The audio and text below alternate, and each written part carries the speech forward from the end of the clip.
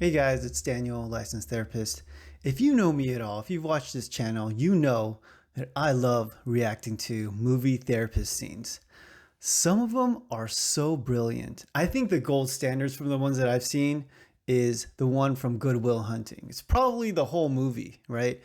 I think it's brilliant. It depicts the therapy arc so well and it shows how powerful therapy can be. And you gotta give it up to Matt Damon. the writing and the acting is so good. And obviously, Robin Williams, just amazing. Then there are those therapist scenes that are just plain ridiculous. And the one that comes to mind is The Departed. Hey, also starring Matt Damon. Matt. It's alright, they can't all be hits. Speaking of hits, hit that like and subscribe button if you're enjoying the content. Your guy will greatly appreciate it. Old School, it's a classic. Can you believe it's been out for over 20 years? I remember watching it when I was younger and I was dying laughing. And in my opinion, it spawned one of the greatest characters in modern movie history, Frank the Tank.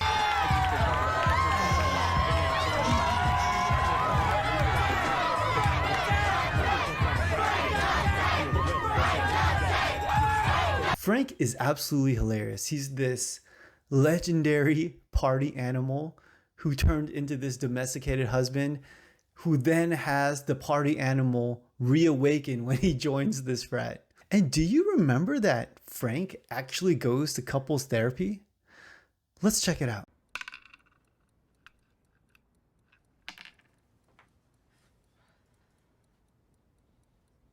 If I were the therapist and I saw a wife look at her husband the way that she looks at Frank, I would think, uh-oh, it's not a good look. It's a look of contempt and disappointment. And you know that they've been through some stuff. And so as a therapist at this point, I'm thinking, okay, she's in a rough place and she's looking at this guy unfavorably. And I'm starting to look at Frank because at this point, he needs to give something, do something to sort of win her back, to overcome the disappointment. So I'm assessing whether Frank has much to give or not in couples therapy. Let's keep going. Frank, this is a safe place. It's a place where we can feel free sharing our feelings. Think of my office as a nest in a tree of trust and understanding. We can say anything here. All right, and we see the therapist, and my first impression of this therapist is I like him.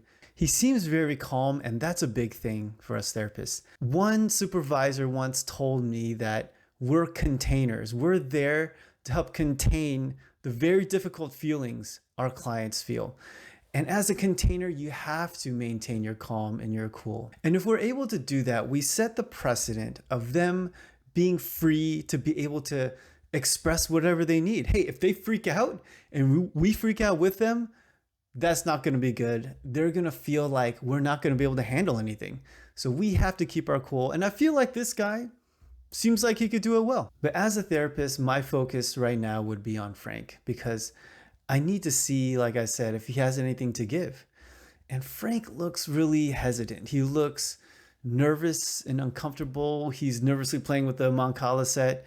And so I like how the therapist addresses that. If someone is feeling something, I just like to point it out and I like to validate that in therapy. And it's actually not an uncommon thing because I don't know if you guys know this, but when it comes to couples therapy, typically it's one person that wants to do it and the other person is kind of dragged there. And so in this situation, the wife wants couples therapy, obviously, and Frank is begrudgingly there.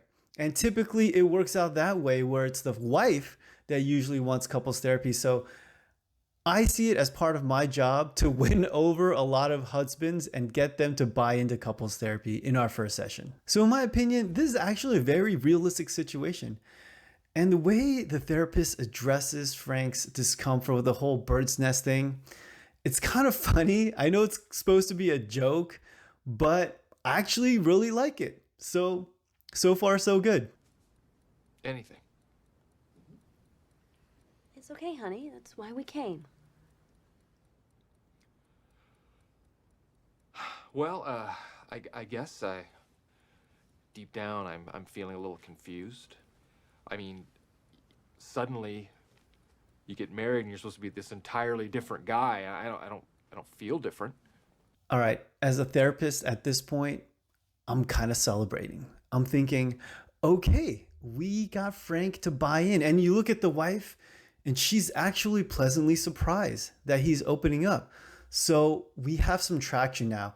He has backed off from being anxious and he's buying into the session, which I think is really great. But now we're at a very precarious situation because we know from before the look that she gave him, she's been hurt and disappointed a lot. And I'm just hoping that he says something that's not hurtful and disappointing to perpetuate that. And if that's the case, I have to do my job and go into damage control. But let's see what he says. I mean, take yesterday for example. We were out at the Olive Garden for dinner, which was lovely, and I happened to look over at a certain point during the meal and see a waitress taking an order, and I found myself wondering what color her underpants might be, her panties. So right now, if I'm the therapist, I'm looking at Frank and thinking, for the love of God, let the next words that come out of your mouth be something wonderful and beautiful about your wife or your marriage. And I'm not sure I have a ton of confidence that Frank is going to do that. So I have the contingency plan in my head that if he starts going down a negative road, that I need to reroute this discussion and go back to some sort of positive sentiment about his wife, like I was hoping he would say. Something about why he got initially attracted to his wife, why he wanted to get married in the first place. Is there any part of marriage that he likes? That's a gamble too, because he might just say, there's nothing good about marriage. I'm miserable in marriage. And that would be really bad for the relationship, obviously for her. But that's the kind of gambles we have to take. And I might also go back and revisit the jarring nature of suddenly being a husband, because I feel like the wife would really understand and relate to that and think that that's okay. And regarding all the underpants talk, I gotta say, I personally haven't had those thoughts before. Is it an uncommon thought or a common thought? Have you had those thoughts? If you've had those thoughts, please leave it in the comments down there. I'm really curious. Odds are they're probably basic white cotton underpants. But I started thinking, well, maybe they're silk panties. Maybe it's a thong. Maybe it's something really cool that I don't even know about. So I'm looking at the wife here and I'm thinking, the longer this goes, and I feel like this can go a long time, the worse it's going to be for this relationship. So I need to go in and pause Frank here. And typically what I say to pause someone is, Frank, I hear what you're saying, but let me pause you here for a second. And then give him something else to latch onto that'll send him down another road of conversation. And I would definitely do that right about now, probably sooner, because this session is going in a direction that we do not like. So let's see if the therapist intervenes here. And I started feeling what? What? I thought we were in the trust tree in the nest. Are we not? We are. Okay. We are. It's okay.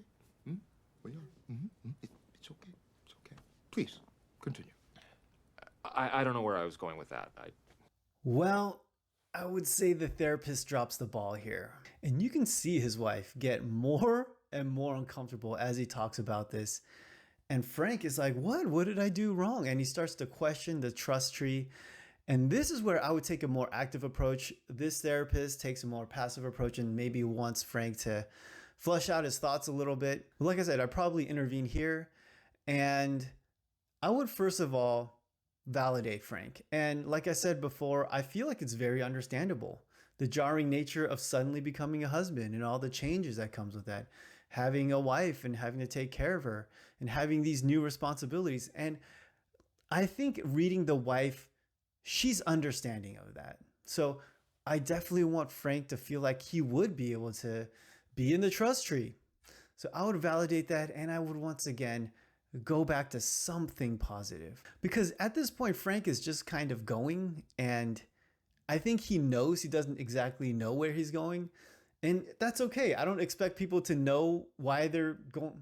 I don't expect people to know where they're going all the time. Hey, you're in this weird situation, you're in therapy, and you're all of a sudden opening up about things you probably never talked about or maybe even thought about. So that's okay. It's my job to try to redirect these things so it goes in a good place. So when people go on too long in therapy, it's a judgment call. I have to judge whether, hey, let them go on, it's okay, or to cut them off. And I could be wrong, but I need to take that risk because it's for the benefit of the clients. I don't want them to waste their time. They're here spending their good-earned money. They're here spending their time and their emotions. And I need to make sure it's as efficient as possible. I need to make sure that their relationship gets better as soon as it can, because that's my job. And I don't want people to feel like they wasted their time and money in therapy. I want them to walk away thinking, wow, that was extremely helpful. And so I would take more of an active approach here. I guess what I'm trying to say is that now that I'm married, I'm definitely feeling a little freaked out about the fact that I'm going to have sex with only one person for the rest of my life. Sure. Frank, that's true, right? This is the one woman for the rest of your life. And I'm actually very grateful he says that. It's actually really sweet. Even though he has this question about, man, is this okay? At least he knows I'm committed to this woman. And that is something that I would actually highlight. I would say, hey, look, Frank has these feelings that we can validate, but he is absolutely dedicated to you. And at this point, I would look at the wife and I would definitely assess how she's taking everything, because the narrative in her mind right now is probably the most important thing. Does she think that this guy is some monstrous pig and she wants nothing to do with him? If this is the way that she looks at him, then we're in trouble, right? But if she's able to just say, okay, Frank, I understand, then great, right? But if she has that negative narrative, it's my job to just really come against that narrative, because everything that Frank is thinking and feeling, like I said, it's justifiable. It's understandable. Being a husband all of a sudden is jarring. It is a big change, and it's not easy to make that change. And I would educate her. I would do what we call in the business psychoeducation. I would let her know that there is a part of Frank that is single, is living the single life, doesn't have all these marriage responsibilities, and he's just out there wanting to please himself, right? And he looks at this marriage situation, and it's difficult for that part of Frank. But then there is another part of Frank, a Frank that is dedicated to his wife, a Frank that wants to be there and wanted to get married and is thrilled to be in this relationship. And I would just let her know that, hey, those two exist, and that's okay. It's very common that those two exist at the same time. But what we want is to draw out that Frank that wants to be in that relationship. And eventually that single Frank is going to diminish and disappear. So I want to let her know it's okay. It's going to be all right if Frank is able to do that and to make those mental changes to be that husband that she deserves. Hilarious clip. It's funny because I reviewed another clip by Will Ferrell, Step Brothers, where he goes to therapy. And man, that one was pretty good as well. So I'm thinking Will Ferrell is actually really good at writing these therapy clips. So props to Will Ferrell. If you guys have any therapy clips or anything that you want me to react to, I'm always looking for suggestions. So leave it in the comments down there. Thanks for watching, you guys. I'll see you next time.